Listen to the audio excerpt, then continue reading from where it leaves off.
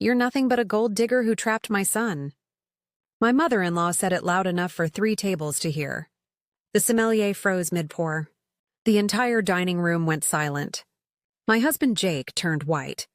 His father nodded like she'd just stated a fact. I sat there, hands in my lap, heart pounding. They had no idea who I was, what I owned, what I'd built while they whispered behind my back. Want to know what I did next? I stayed calm. I reached into my purse, and I pulled out proof they never saw coming. But to understand why that moment felt so sweet, you need to know where I came from. Before we get into that, drop a comment. Where are you watching from, and what time is it there? And if you want to see how this plays out, hit that subscribe button. Trust me, you'll want to stay until the end. This is the story of the night I stopped being quiet. I grew up with a single mom who worked 3 jobs. We never missed a meal, but I learned early that security doesn't come from wishes. It comes from work. At 16, I started waitressing at a family diner called Maria's Kitchen. The owner, Maria, took one look at me and said, "You've got good hands. You want to learn the real business, not just the tips?" I said yes. For the next 6 years, Maria taught me everything. How to read a profit and loss statement, how to negotiate with vendors, how to manage front of house and back of house without losing your mind. She showed me her filing cabinet. Every receipt, every contract, every invoice going back 20 years. Documentation, she told me, is the difference between a handshake and a business. I put myself through business school, took every shift I could, saved like my life depended on it. Because it did. By 25, I bought my first cafe with a small business loan and every dollar I'd saved. By 30, I owned 3 restaurants and 2 commercial properties. I kept meticulous records, every expense, every contract, every filing. I had a cabinet at home labeled business, personal, legal. I met Jake at a charity gala. I was the donor host. He thought I was one of the event planners. We fell in love over late-night diner coffee and terrible jokes. He loved me for me, not my portfolio, and I wanted to keep it that way. When I met his family, they assumed I was a server. I never corrected them. For 2 years, they thought I was lucky to have him. Then came the dinner. The anniversary dinner started civil enough. We were celebrating Jake's promotion. His family chose the restaurant. Marcella's Trattoria, white tablecloths, soft lighting, sommelier with a wine list thicker than a phone book. His mother, Diane, raised her glass. To Jake, finally moving up in the world. Then she turned to me. "Now that you're climbing the ladder, maybe it's time your wife contributed.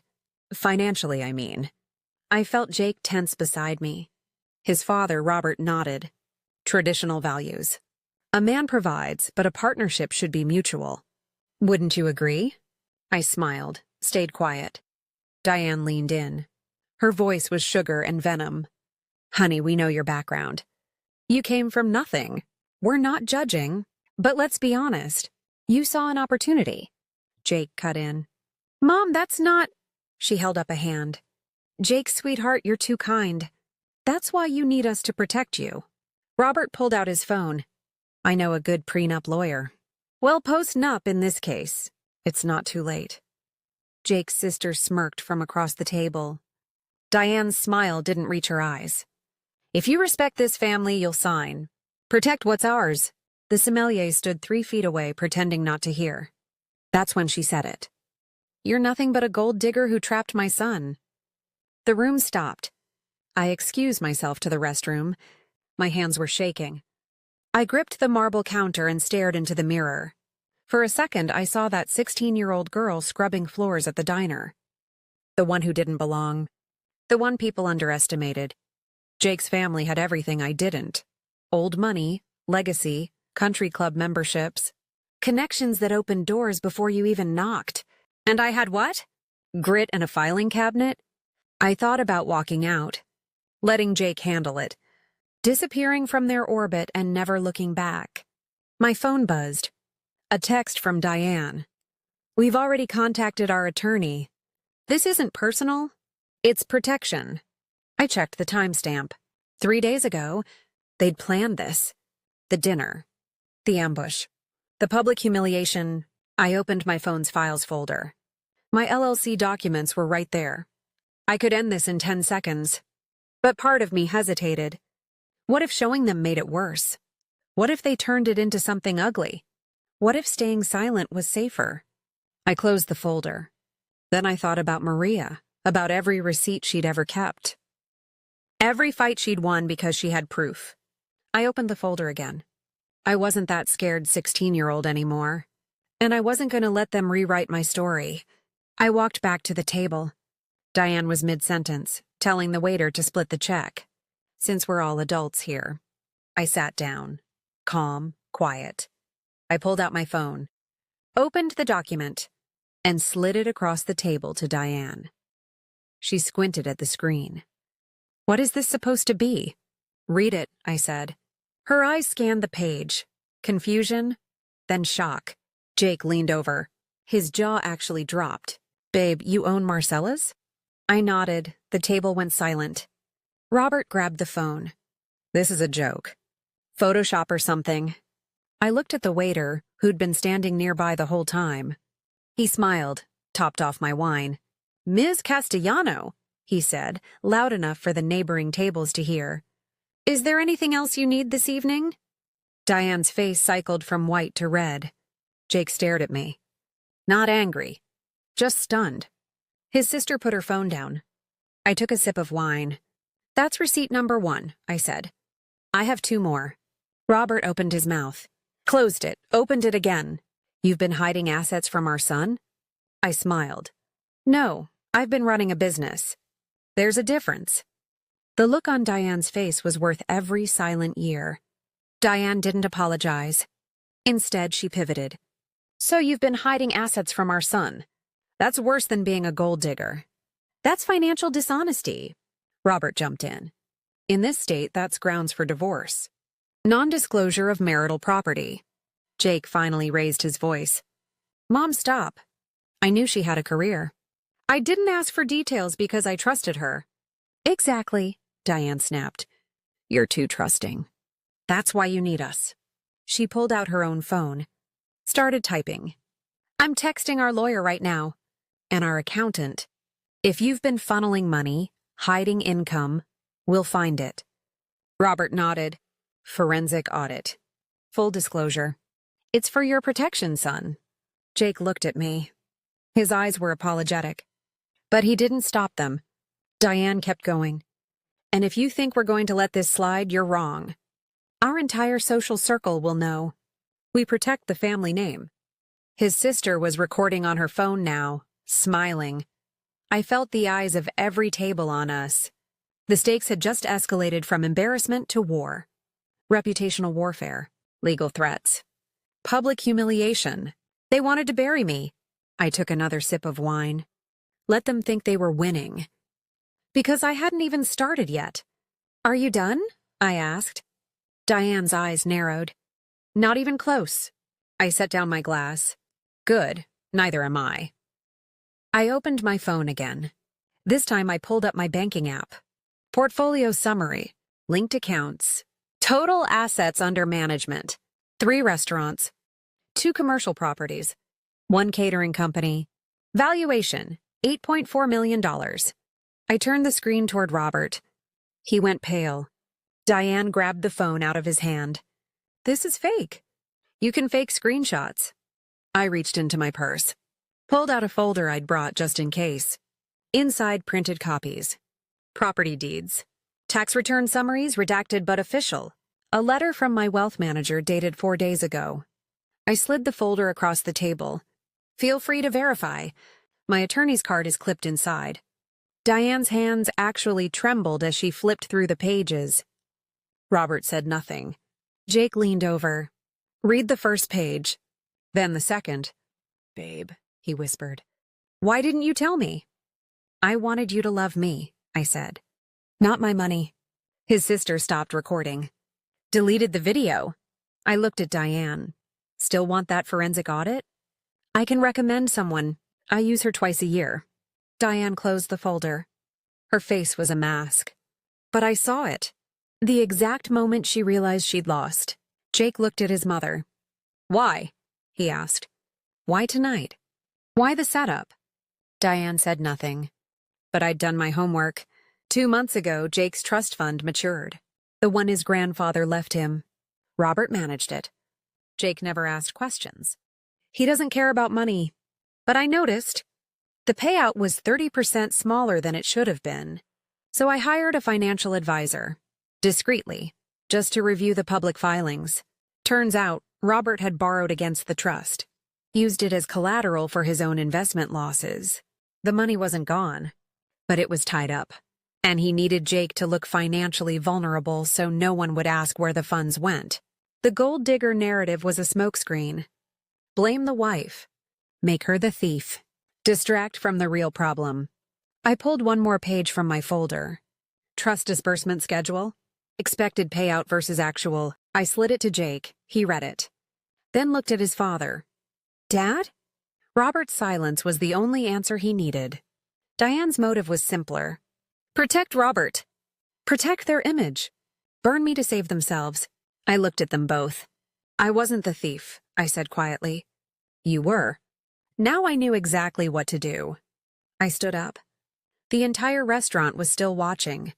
I looked at Jake first. I kept my businesses private because I wanted you to love me. Not my portfolio. I wanted to be sure. He reached for my hand.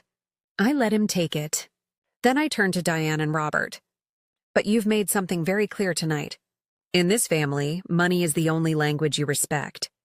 I kept my voice calm, steady. So here's what happens next. Robert opened his mouth. I held up a hand. Jake will receive a full forensic accounting of his trust fund. I'll pay for it myself if I need to. Diane started to speak. I didn't let her. I will not sign a post-nup, but I will have my attorney draft an ironclad agreement for any future family financial transactions. You'll deal with her, not me. I picked up my wine glass, took one last sip. And if you ever speak to me this way again, you'll be banned from every property I own. I set the glass down, including this one. I signaled the maitre d'. He appeared instantly. Miss Castellano, the private dining room is ready whenever you are. I smiled at him, then looked back at the table. I'm not here to humiliate you. I'm here to set terms. Jake stood, put his arm around me. We're done, he said to his parents. The maitre d' returned with a bottle of vintage champagne. Compliments of the house, Miss Castellano, he said, loud enough for the tables around us to hear. Shall I prepare the private room for your party? Diane's mouth fell open. One of the diners at the next table whispered to her husband. Wait, she owns this place? I thanked the maitre d' by name. Then I turned back to the family. One last time. Jake was grinning now. The pieces were falling into place for him. There's something else you should know, I said. Robert finally found his voice. I think we've heard enough. I ignored him. I also own the building your country club leases for events. Diane blinked. And the catering company you used for your anniversary party last year. She went white. You paid me $22,000 for that event. You sent my company a thank you card. Jake laughed. Actually laughed. Robert tried to stand. Sat back down. I leaned forward. Just slightly. I never wanted power over you. I wanted peace. I wanted a family. I let that sit. But you chose war. So let me be very clear. My voice didn't rise. Didn't waver. I built everything I have. Every dollar. Every property. Every contract. I looked at Robert. You inherited yours. And mismanaged it. Then at Diane. We are not the same. I picked up the check. Signed it with a flourish. Added a 50% tip. Dinner's on me, I said. It always was. I stood. Jake stood with me. The maitre d' held the door. As we walked out, I heard the table next to us start clapping. Then the one behind them. By the time we reached the exit, half the restaurant was applauding. I didn't look back. Jake and I walked to the car in silence. When we got in, he turned to me. I'm sorry, he said. I should have stopped them sooner. I told him the truth. I needed to see if you'd choose me or them. He took my hand. I choose you. Every time. We drove home. Talked until 3 in the morning. I showed him everything. The businesses, the books, the plan I'd had all along. He cried a little. Not from anger, from relief. I thought I was protecting you by not asking, he said. I didn't want you to think I cared about money. I know, I told him. That's why I married you. Over the next month, things moved quickly. Robert quietly repaid Jake's trust fund. My forensic accountant made sure of it. Every dollar. With interest. Diane sent an email. Not an apology, but an acknowledgement. We underestimated you. I didn't respond. Jake and I set boundaries. Family dinners only in neutral locations. No financial discussions. No surprise legal maneuvers. His parents complied. They weren't warm, but they were respectful. That was enough.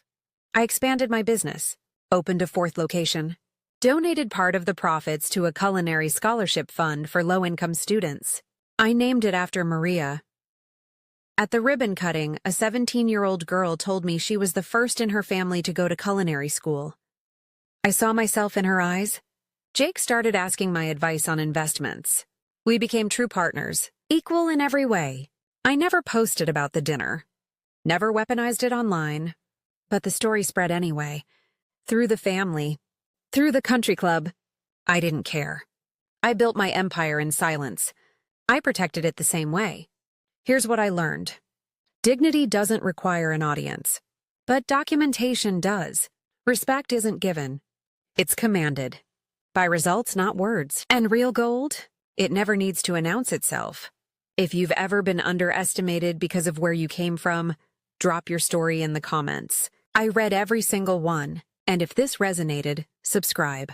I've got more stories about people who built empires in silence. One last thing. Remember this. Keep your receipts. All of them. You never know when you'll need them. This has been a fictionalized dramatization for entertainment purposes. It is not legal or financial advice. Thanks for watching.